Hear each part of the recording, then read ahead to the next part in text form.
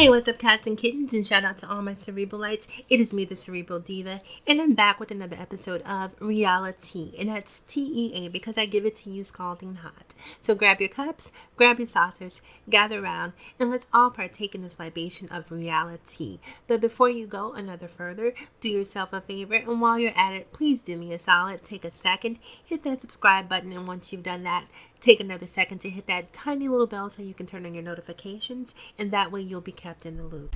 Alright, so let's talk about the Real Housewives of Atlanta and the most recent episode, which continues in Barcelona. And now, you guys tell me if I'm just seeing this or if it's not just me, but the past couple episodes, the Barcelona episodes in particular, have seemed like auditions for Eva, Marlo, and Shamia. Like they're auditioning for their peaches, and each of them is trying. And not so much Eva. Eva, I think it has pretty much solidified a space on the show just based on her name and her brand. I don't think that she's going to have to vie too hard for a place on the show. But Marlo and Shamia, on the other hand, have been sort of friends of the cast for the past several seasons. And Marlo in particular seems to really, really want the center stage. And so the girls are in Barcelona this week, and it seems like Marlo is trying to pick a fight with anyone she can to get camera time. She's saying some stuff that's completely disrespectful. And this episode, out of all the innocuous things that she can choose to hone in on, she decided that she was going to talk about Portia's doormat. Now, if Portia were smart, we saw Marlo. Marlo was living in a townhome, and the townhome wasn't bad, but it's a attached home. It's not a detached home. It's not a property. It's not an estate. So while my mat may be smaller than yours, when we go square footage for square footage, you don't want any parts of it. So to me, that's how Portia should have came back on her. If we're talking about size, let's compare size. If that's what you're into, if you're a size queen, let's have that conversation about size, because you don't want to compare house for house, okay? So I just thought it was interesting to me that Marlo chose to choose something very innocuous about Portia to hone in on. And I'll say this, for the past couple of years, or the past year or so, given the fallout from what happened with Candy and Portia and Phaedra, I haven't been the biggest Portia fan. But when you see a person trying to make change, and I'll be honest, when I see Portia, I almost think Portia's about to walk away from the show. This last episode was kind of sad to watch because you can genuinely see that she was hurt and impacted by the things that people were saying about her, and probably things that we're not even hearing on the show. Probably just in her day-to-day existence, people are challenging her character because of what happened with Candy, and it's really starting to eat away at her in a way that's breaking her down. And so in this most recent episode, while they're in Barcelona, all the girls go driving go-karts. Portia, of course, in true Portia sense, winds up crashing into the back of another car, which was absolutely hilarious. Ultimately, they make it to dinner, and they're having dinner in Barcelona.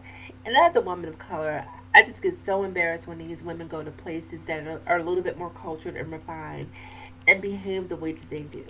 So they're out having dinner, surrounded by non-black people. And they just get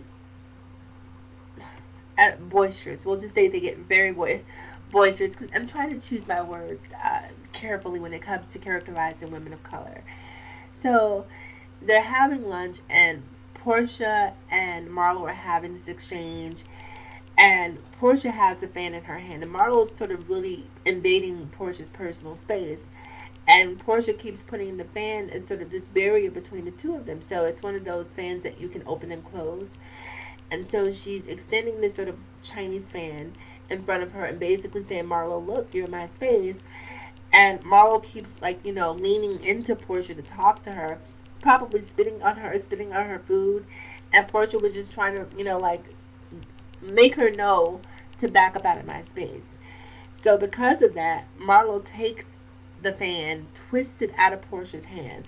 Portia stands up ready to do battle, and it gets really loud. Everyone in the restaurant is looking. They have to be separated. Security steps in, and after that, Portia decides that she doesn't want to be in Barcelona anymore. So she and Nene have a conversation. She tells Nene thanks for the invitation, but I just don't feel comfortable here, and she leaves. And I think it was great. I think it really showed a level of maturity and a level of growth, because she knew at that point that she was really a target. And I can see why Portia would feel that way, because ever since they've gotten to Barcelona, whether it's been Cynthia or Marlo, she's really sort of been on the receiving end of a lot of venom, if you will. So she left, which I think was really smart. Now, Portia has a lot of different projects going on. Dish Nation, I think she has a hairline, and I believe she and her sister were trying to open a salon. So it looks like she has a lot of business ventures.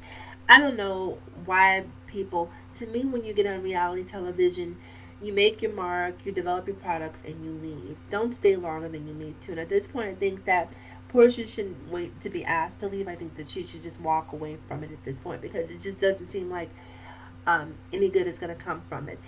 And in one scene, she goes into Nene's room and they have a conversation. And Nene says, well, people just want to hear you accept accountability and say you're sorry for it.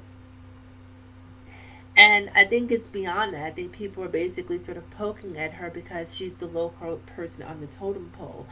And they know if they pick with Nene, that chances are they won't be on the show. They know Cynthia is really not a fighter for the most part. So even picking a confrontation with her probably isn't going to be very fruitful or make for good TV, if you will. So Portia seems to be the one who seems to be the brunt of most of the backlash, and people are constantly trying to pull Candy into it. Which at one point she actually says, people keep bringing me into it, and I think to some degree Candy actually enjoys watching Portia squirm. And I can't lie, maybe if I were in the position, maybe if she had done it to me, I might want to watch her squirm a little bit. But I think at this point, she's atoned as much as she possibly can. She's apologized publicly. What more do you want from this woman? Either forgive and forget, well, not necessarily forget, either forgive her and move on, or just don't deal with her, period. But don't keep having her around just to simply mistreat her, because to me, ultimately, that makes you know better than what she did. In addition to the drama between Portia and Marlo, who I just don't like Marlo. Am I the only one who feels that way? There's just something about her character, the desperation that she exhibits. I don't like. To me, she's of the Kaya ilk. When we talk about Kaya and Madison, I'm sorry.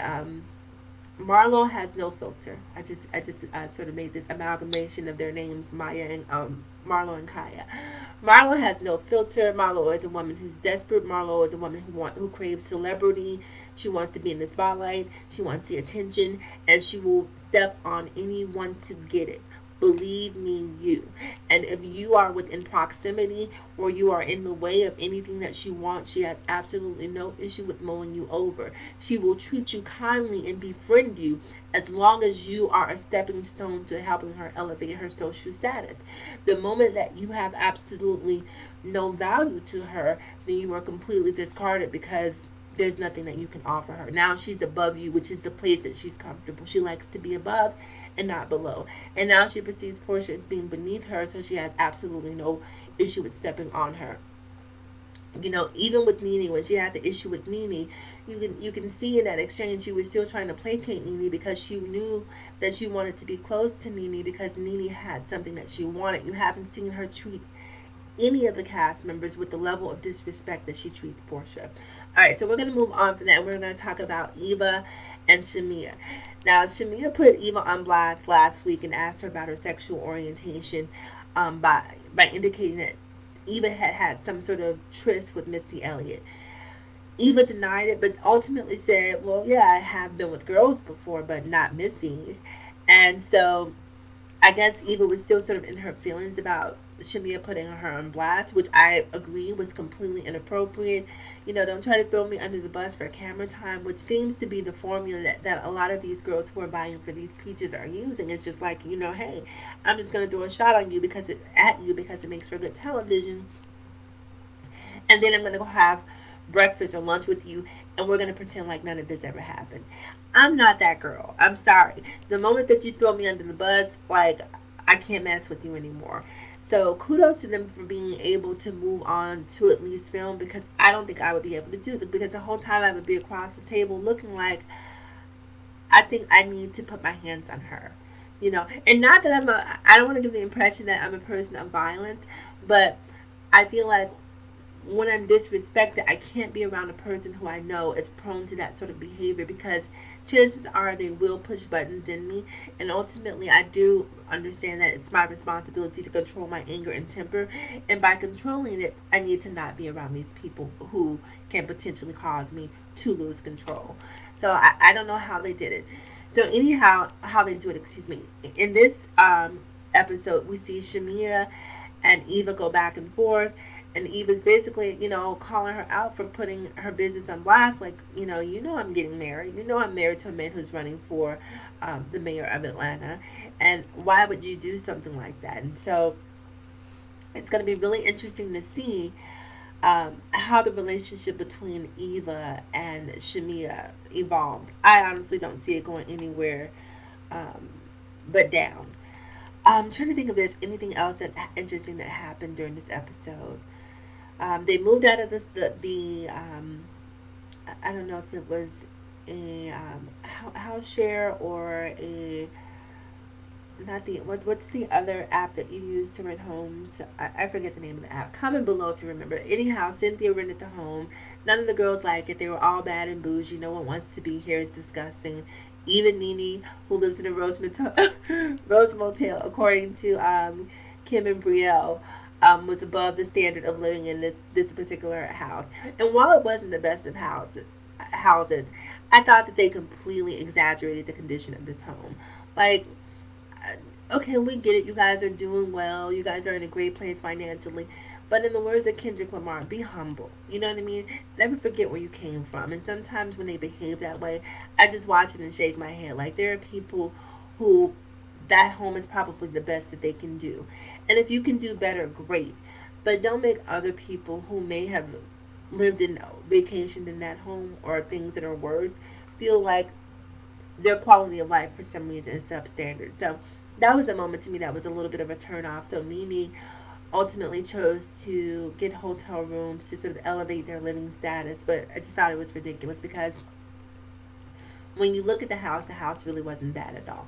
Not in my opinion. Now, granted, I wasn't actually there physically to see what some of the issues may have been, but just aesthetically, I didn't think that it was that bad. Anyhow, you guys, that's it for this review of Real Housewives of Atlanta. I know that I'm very sporadic with these reviews, but hey, it is what it is. I'm done apologizing. Comment below, let me know what you think, and I'll talk to you guys again soon. And that concludes this episode. So remember to like, comment, subscribe, and please share if you feel so inclined. Remember to follow me across all social media platforms: Facebook, Instagram, Snapchat, and Twitter.